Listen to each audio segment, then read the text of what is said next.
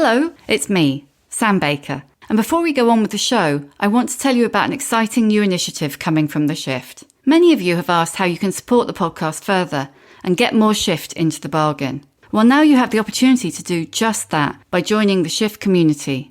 You can go to steady.media/The Shift and become a member of The Shift.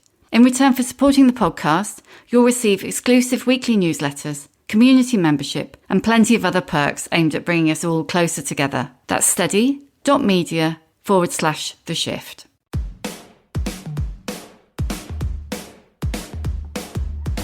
Hello and welcome to The Shift, the podcast that aims to tell the no-holds-barred truth about being a woman post-40. Created and hosted by me, writer and broadcaster, Sam Baker. My guest this week is one of the most enduring movie actresses of our generation, by which I mean my generation, obviously. Minnie Driver made her first film, Circle of Friends, in 1995, and went on to follow that with a lead role in Stanley Tucci's gorgeous ode to Italian food, Big Night, an Oscar-nominated turn in Goodwill Hunting, and my personal favourite, Grosse Point Blank. Now 52, with a 13-year-old son, Henry, and over 50 roles under her belt, Minnie is still doing Hollywood very much her own way. As well as 2 albums and a podcast, Minnie's Questions, she's now written a memoir, Managing Expectations, a book that's about how things not working out inevitably led to other things working out. My mama always used to say that. She was like, take that shit, take it, and you turn it into something else. There is always alchemy possible.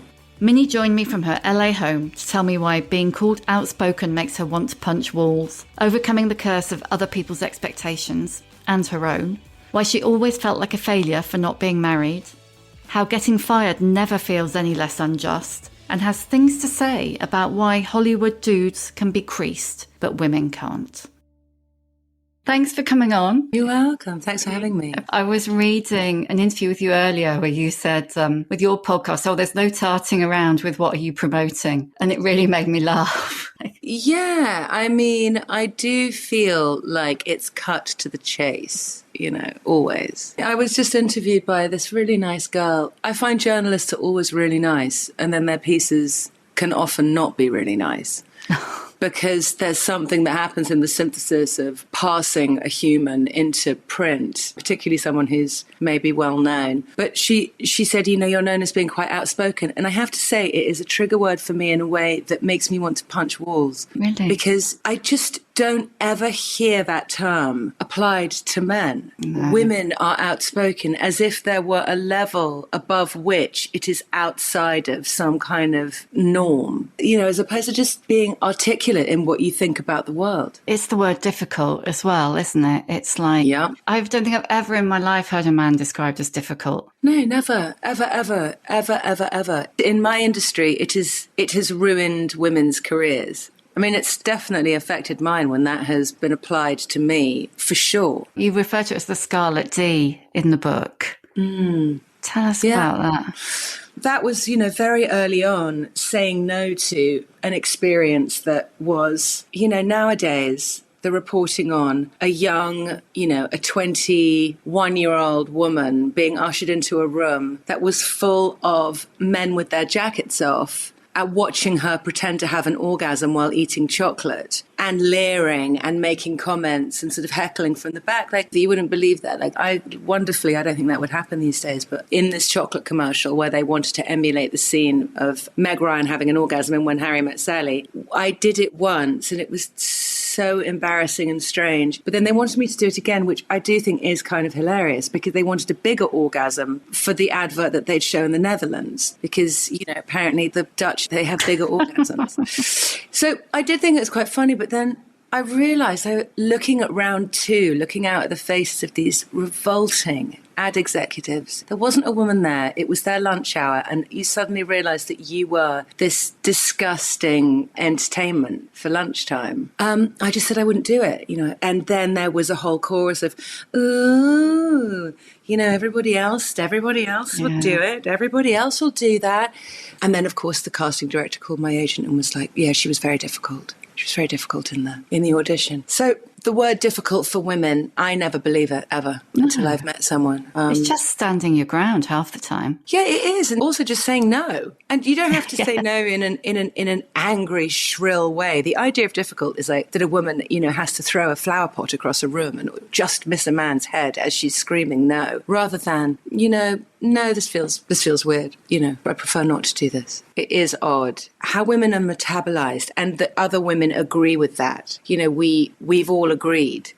We don't want to be the one to step up and go, this is wrong, because then you don't get the work, certainly in my industry. And it isn't until everybody bands together. It's very grapes of wrath. It's very much if one person says that they'll work for 20 cents a day, I guess it's maybe the idea of a union, isn't it? You have to all band together and say no. That's the trouble, isn't it? It's like the creative industries. Even now, when I think a lot of things that we used to kind of put up with or feel like we had to put up with or be branded difficult or whatever, I don't think they would happen in the same way. But there's that sense that there's still, there's someone who'll do it. If you won't do it for 20 cents, someone else will. 100%. And I wish I could say that it was only men that I'd noticed underwriting that particular kind of behavior. But there are so many women I've come across as well who, and you understand it's because they fought to be a man, certainly in my industry, and so they behave like men. And the women have actually oftentimes been worse in terms of their spreading that narrative or keeping that narrative going. Largely, I think it's just because they themselves have been traumatized, and it's this, what is it? What's it called? It's epigenetic.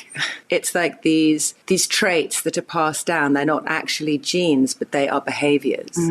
That are sort of in one's DNA and are passed down. And I see so many women, particularly of a certain age, who kind of performatively act as if we're in a sorority, but actually they really just want to sort of side with the male by view, which is, I just want to be invited to the table. Yeah, I think that's the thing, is there's a sense, and I definitely think in women our age and older, certainly, we were almost trained when you're starting out your career, in my case, late 80s, early 90s, to be grateful that you were allowed to be at the table. Yeah. So, don't rock the table. And if you're expected to get the tea, don't complain because you're lucky to be there. Yeah, I didn't know that you could really say, this doesn't seem right.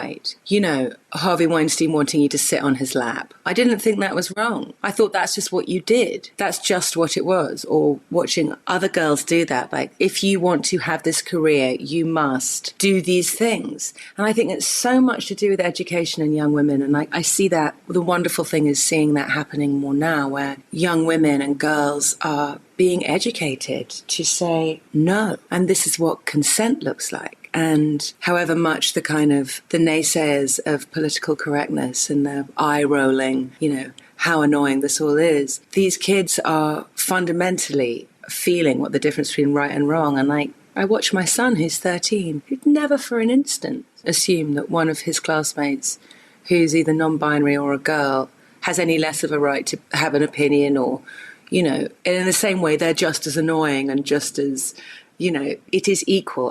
I'm watching this equality unfold in his life, and that makes me feel vindicated and glad. Have you felt a pressure bringing up a boy into teenagehood to, a responsibility to make him a good man, I suppose? Nah, I just loved him. I mean, obviously I've thought about that, but I also know that is about love and communication. And I think all of those men who behave so revoltingly towards women, I genuinely think that they weren't loved and communicated with. So, I mean, it's just like my own personal experience. The one rule I always had with Henry was whatever I thought about his reaction to something, I needed to listen to what his reaction was, because it was his. If there was something traumatic going on, if he was crying, I needed to kind of listen to his story and acknowledge it, and sometimes not try and fix it. Your natural instinct is to try and fix everything for your kids. Totally. But I think being heard and being acknowledged, I think that's what builds a person who can then actually listen to themselves and actually pay attention to the guidance system that they have inside them, and would then know when they're behaving in a dreadful way. They have a kind of emotional auditing inside them that goes, yeah, this is fucked up. This is bullying, or this is this, or this is... So I think it begins with loving and communicating and listening and paying attention, whether you're a boy or a girl. But yeah.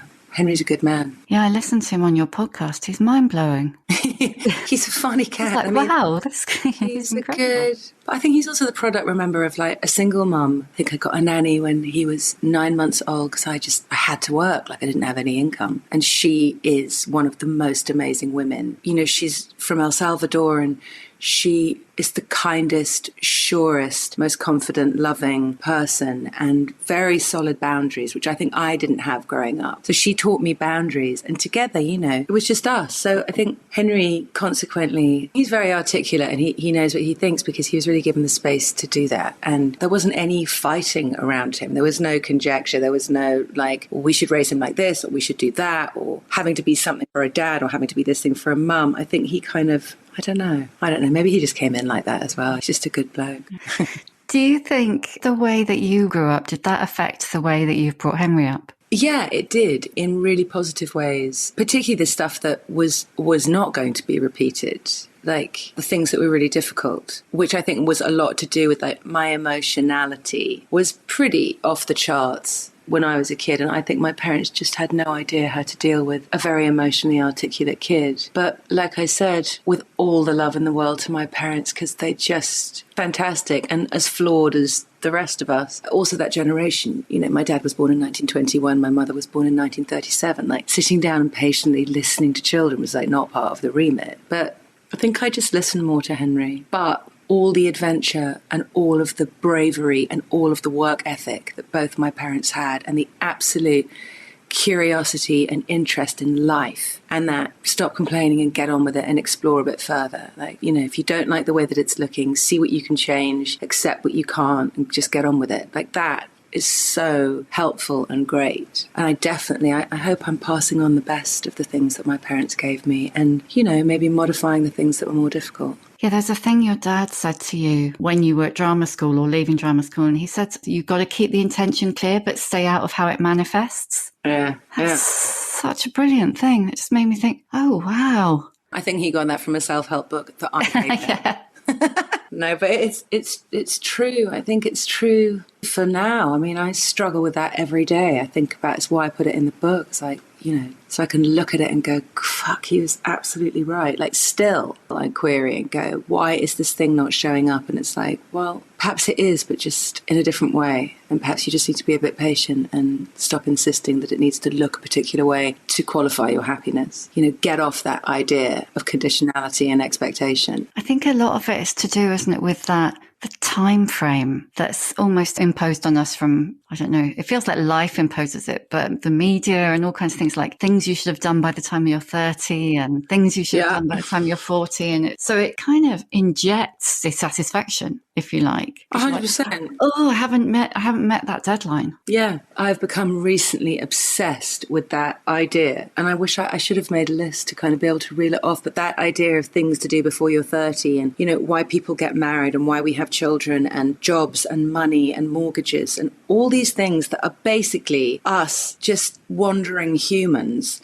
trying to create signposts in a temporal reality that fucking ends. I mean, watching my mother die, that extraordinary level of life, that incredible intellectual acuity and light that she was, to watch it just go out. I've been in shock ever since, going, what are we doing? Like paying attention to all of the, you know, the kind of the magazine headline things of how we should be living our lives. You realize it's all just trying to create sense out of something that we do not understand. But putting those expectations on ourselves definitely makes the journey harder. And if one, I think, could remove all notions of needing signposts of, if I haven't done this by this time, I'm a failure, I must do this must have been achieved, but rather go, this is the journey. I wake up every day and I look at the sky and the birds and the trees, keeping it very, very simple. I genuinely think that's all there is.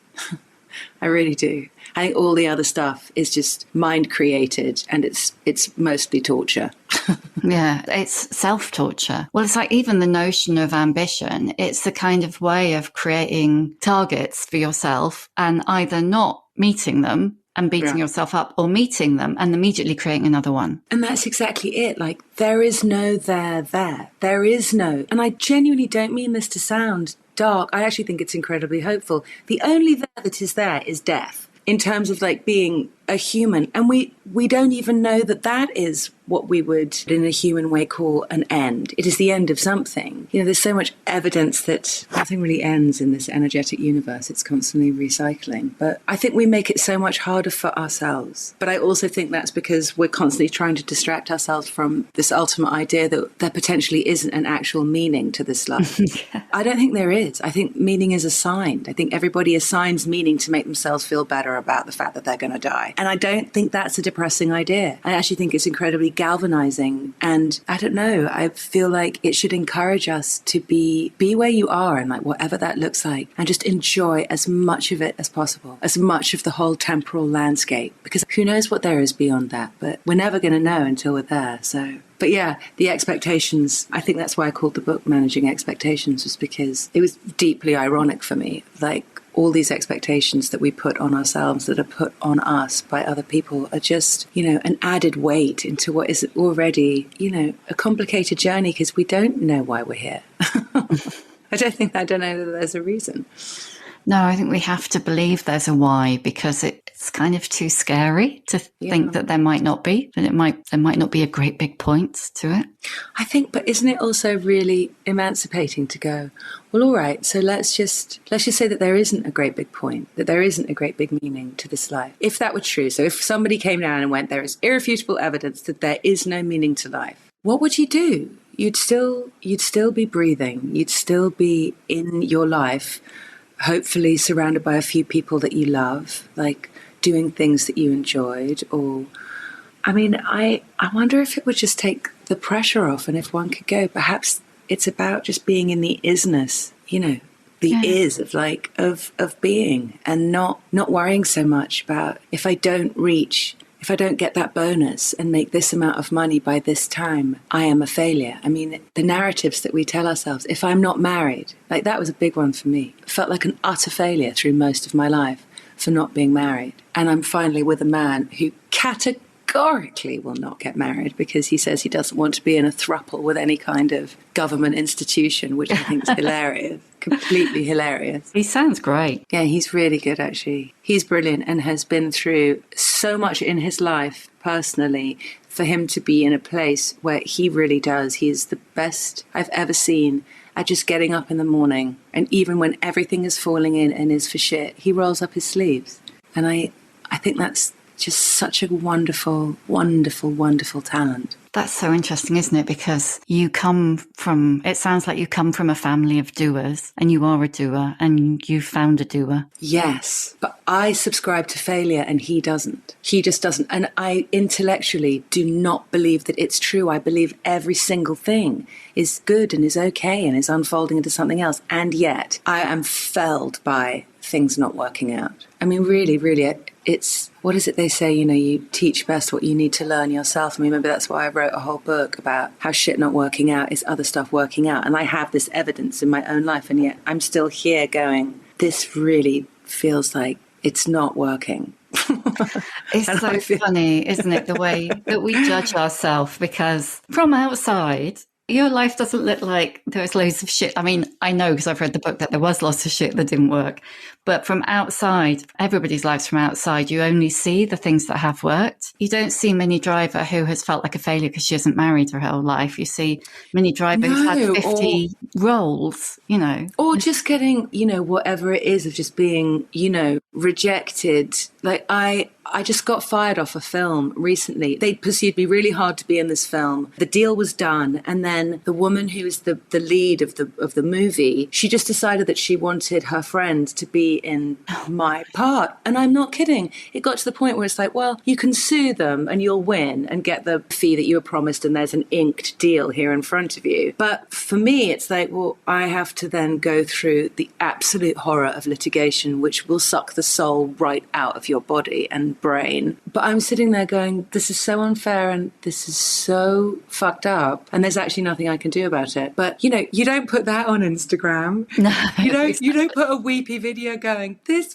fucking cow. She begged me to be in this film and then she fired me. You know, like you don't do that. So you never see the whole story. It's why I suppose you're always kind to everyone shrieking in a supermarket or, you know, honking their horn. Like, you don't know what everyone's going through. Everyone's just having their own shitty day. How did that feel compared to all the different experiences of that you've written about in the book? Now you're in your early 50s. Was it more water off a...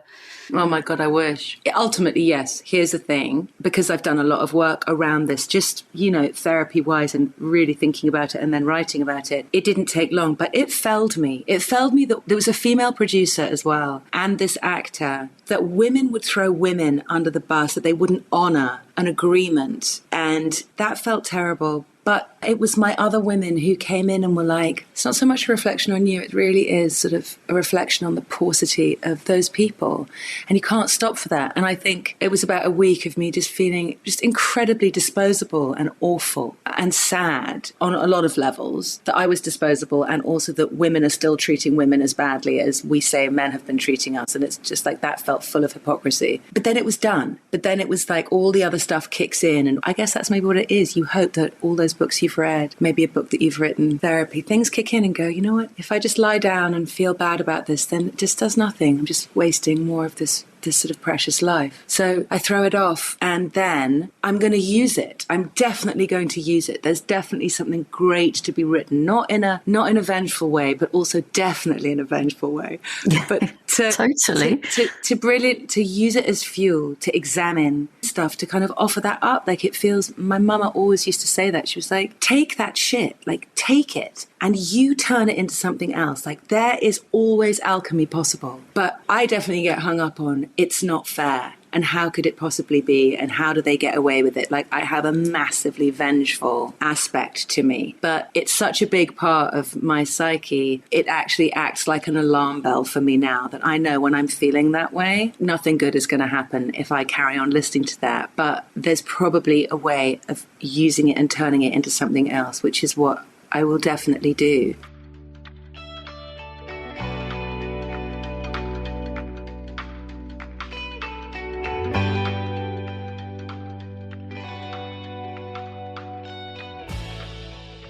Yeah. It's like that Carrie Fisher quote, isn't it? The brilliant one about drinking poison and expecting the other person to die. That's exactly right. That's what resentment is. It's its own reward, being a shit. Being awful to people is its own reward. It may look like it's not, but it really is. And I think you're lucky if you know that you've done something awful and you can go and make amends. You're very fortunate. If you do terrible things or mean things to people and you don't, I think it's a terrible way to live and is a punishment of its own, reflectively. And again, Dad and everybody else has always said the best revenge is just to go and be happy. Just go be happy and explore and look elsewhere. Relatively speaking, you've kind of done Hollywood your way, which is a pretty amazing thing to have pulled off, I think, at the time you were there. Yeah, it was amazing. It's very difficult to maintain. I mean, this is a bit of a marathon at this point. I mean, kind of I'm 30 years in and I'm still going, Christ, where is the next job coming from? And how am I going to pay the mortgage and what's going to happen? But as my mother said, well, that sort of thing keeps you on your toes, doesn't it? That's true. That is true. But has that got worse or better? Or was it always like that, really? Where's the next job coming from? It's always like that. Any actor, you know, every actor's going, you know, is that my last job? Like, I don't care what anybody says. It is worse for women. It is much harder for women. Even though we're in this great age of that being less true, it is still really challenging. More challenging for women. And there is a massive pay gap still. You know, not just in my industry, but obviously everywhere. It's just bollocks, isn't it? It is just fucking bollocks. It's just completely absurd. Like, how anyone can justify it. I'm astonished. I loved all those DJs. I loved that whole expose at the BBC. It was so satisfying. It's just shocking, isn't it? It's just shocking that anyone could just go, yes, this is how it's always been. We're not going to change any of that. In your industry, particularly, there's absolutely no move to change it, is there? Because they just go, oh, box office, blah, or whatever. Yeah. They use numbers and metrics to shore up the patriarchy. Yeah, I mean, there's a few actresses. You've got your brilliant Scarlett Johanssons who are just the vanguards of nope. That is not how it's going to work. But there's only one Scarlett Johansson. There's very few actresses who can do what she does in terms of wielding power financially. But, you know, it's hard to talk about this stuff because you're still earning really good money. It's just when you look at it relative to what a studio is making or a streaming service is making or what the dude is making, it is awful.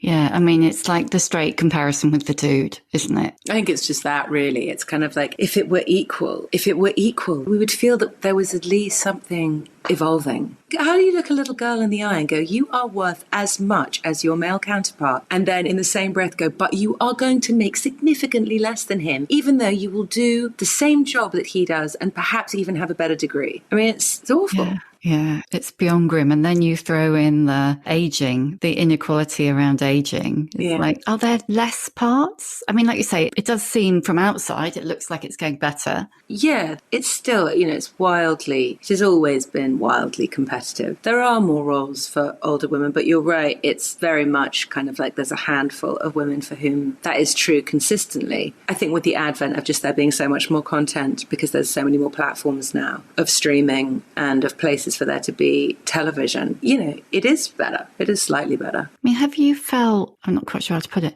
discouraged to age in the kind of Hollywood landscape? You know what I mean? I do, yes. But I also go, it's absurd. It's like, what other culture, like, I don't know how we lost this idea of women being less interesting as they get older, you know, and less worthwhile, when for time immemorial, that wisdom has been celebrated, that observance, that having just been alive longer. But, you know, Hollywood loves youth. And rightly, you know, like, youth is beautiful to see, and it's wonderful and it's new and it's great. But I do feel like there should be room for the celebration of kind of all these stages of life, particularly as there really seem to be that for dudes. You know, I mean, I don't mind looking at the totally creased version of Brad Pitt. I love Brad Pitt in Meet Joe Black. I love Brad Pitt in Once Upon a Time in Hollywood. So why should that not be true for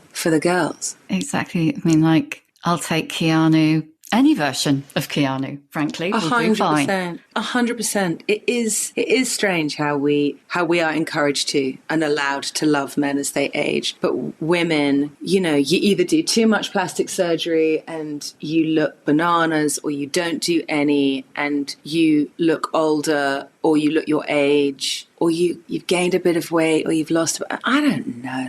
I don't know. I try and stay out of it. I really just try and kind of just believe that work will come. It might be sparing, but it will be good and interesting stuff. And I'm just going to keep making stuff. Like, that's also the thing. If you only ever put your stake in being an actor and being famous and being venerated for being pretty, like, I think you're probably going to be in trouble, because nobody stays like that. You know, doing other things. Like, I always knew I was going to write stuff. I've always played music. I'd hoped to have a child. I want to direct. I want to keep making things because I'm an artist, and like, that is what artists do. You make stuff and you put that out into the world. Like, that's clearly my job in this life. So aging's not going to stop me doing that. And I do think you find people who help underwrite your passions and your love. I think that speaks volumes. But there are some days where you give up and go, oh my God, this is so hopeless. I've got all these lines around my mouth and, you know, my boobs aren't where they used to be. But you can't stay feeling bad about that stuff because there's really nothing you can do. I don't want to end up looking like totally weird from having had tons of plastic surgery. I mean, I'd like to look a bit younger, but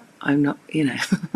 So would everyone. Yeah, and it's a bit like you're damned if you do and you're damned if you don't, isn't it? I know, it's so, the obsession with the way that women look and like how that is connected to their worth. Maybe it's just because we were assigned as chattel. Like, again, there is just this historical precedence of you were worth more, like, the more beautiful you looked. That idea of a woman's worth is so tied in with how she looks. And I hope that we're debunking that. I hope that it is changing. But I mean, it's pretty entrenched. I get more comments about that. Oh my God, I can't believe you're 52. Oh my God, what's that? Oh my God, what's that? And I get it. Like, it's nice to look nice. I'm not saying saying one shouldn't, but it goes in, and that is how women and girls end up feeling that their worth is wholly to do with how they look, and that what's inside and what they have to offer is somehow less than. So I think we just have to keep insisting that these other things are the premium, you know, a brilliant mind, a quick mind, a kind heart, an innovative idea. You're 52 now. How are you feeling about 50s? I mean, it's pretty fucking great. It's pretty great. The number is really big. Like, because 52 when I was a kid, just like that really felt like 100. I mean, I really did. I can't actually believe that this much life is done. It's weird.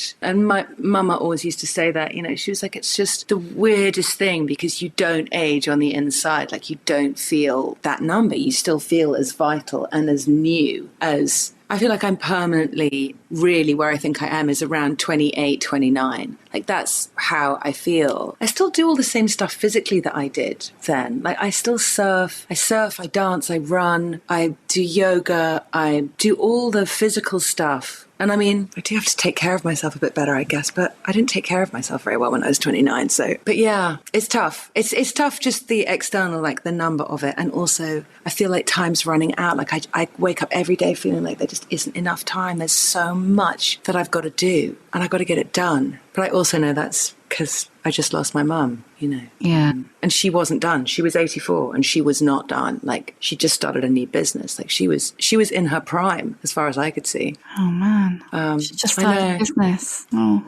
Another one, you know, she was pretty amazing, you know.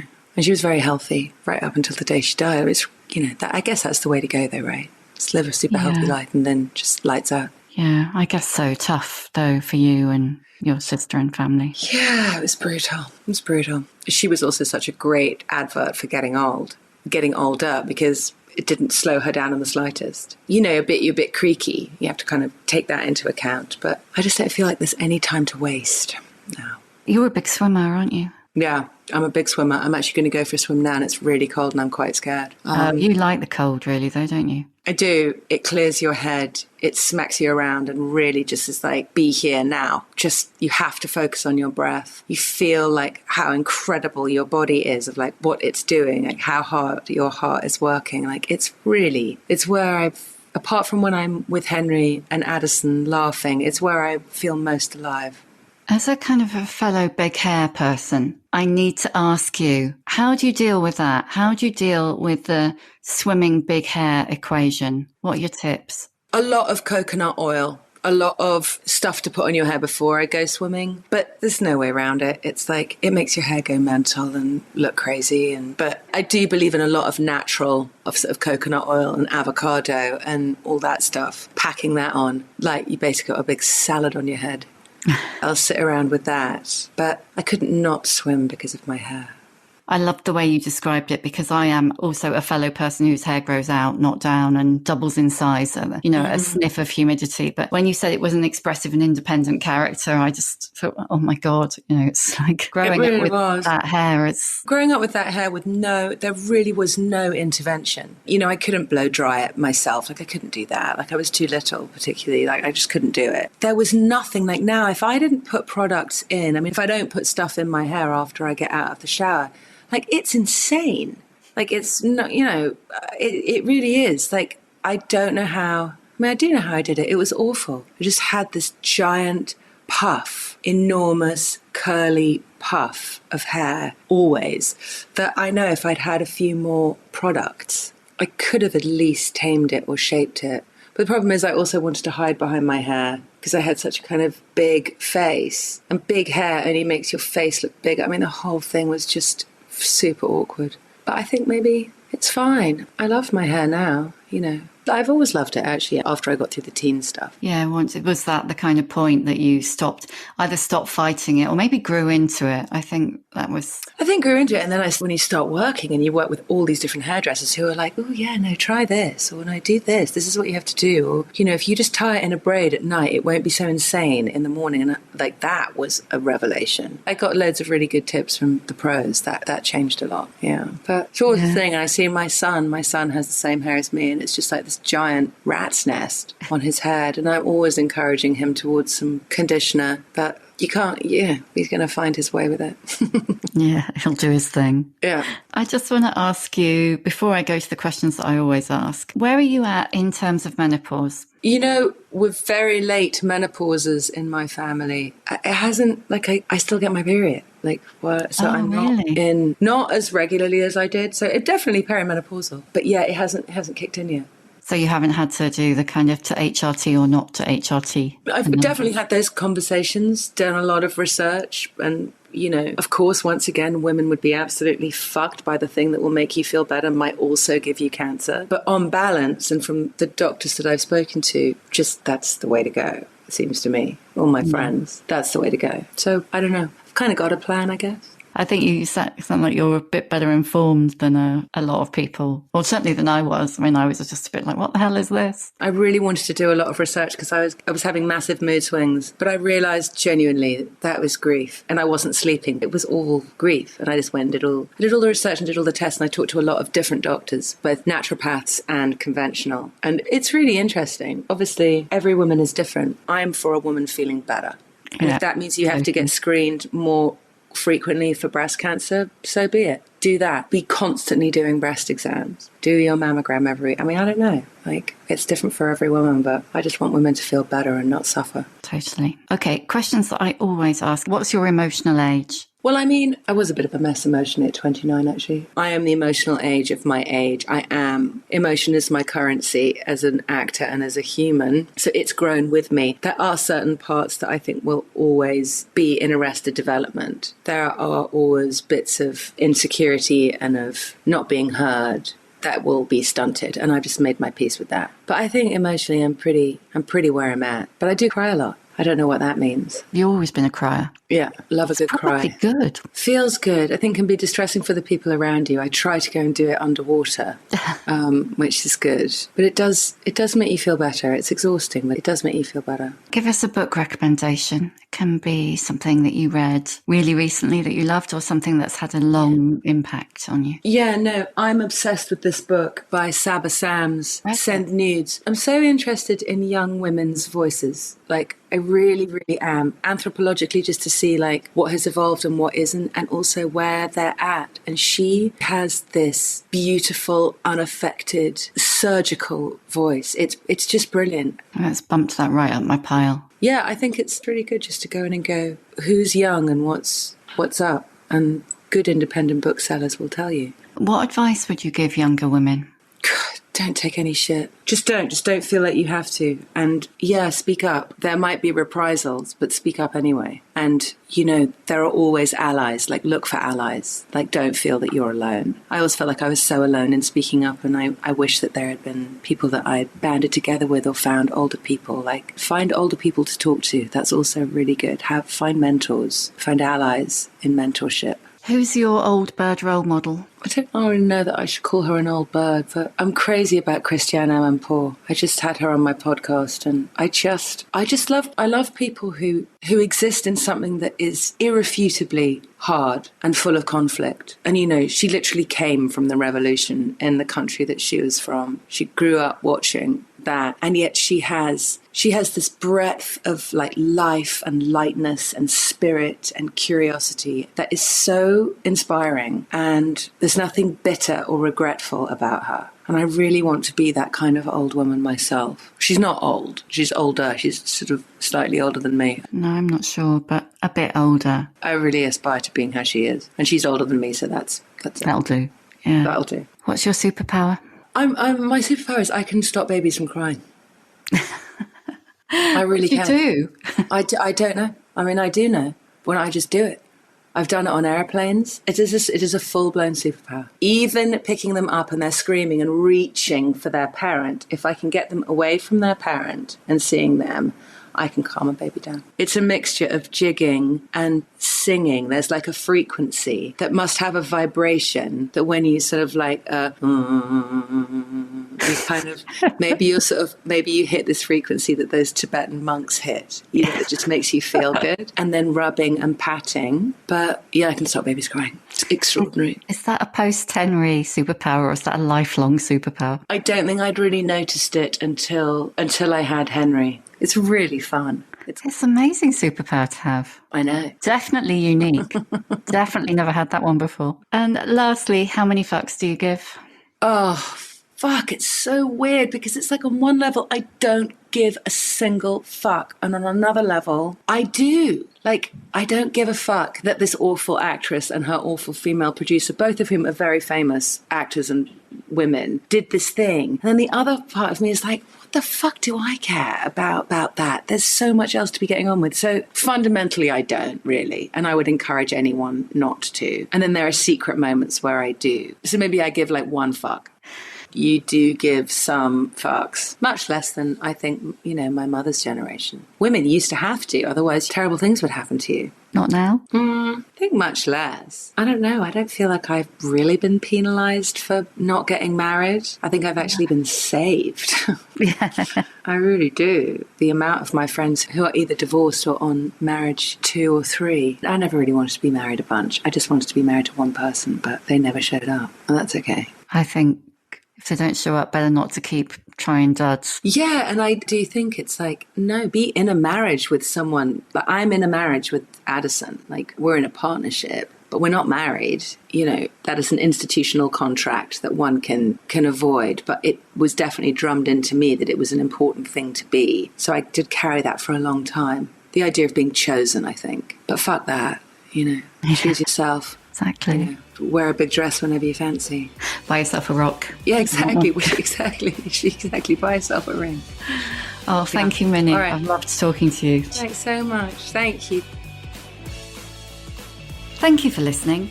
You can hear a new episode of The Shift each Tuesday, wherever you get your podcasts. If you like what you hear, please do rate, review and follow, because it really does help other people find us. And if you'd like to support The Shift further, please consider becoming a member of our community. Find out more at steady.media/The Shift.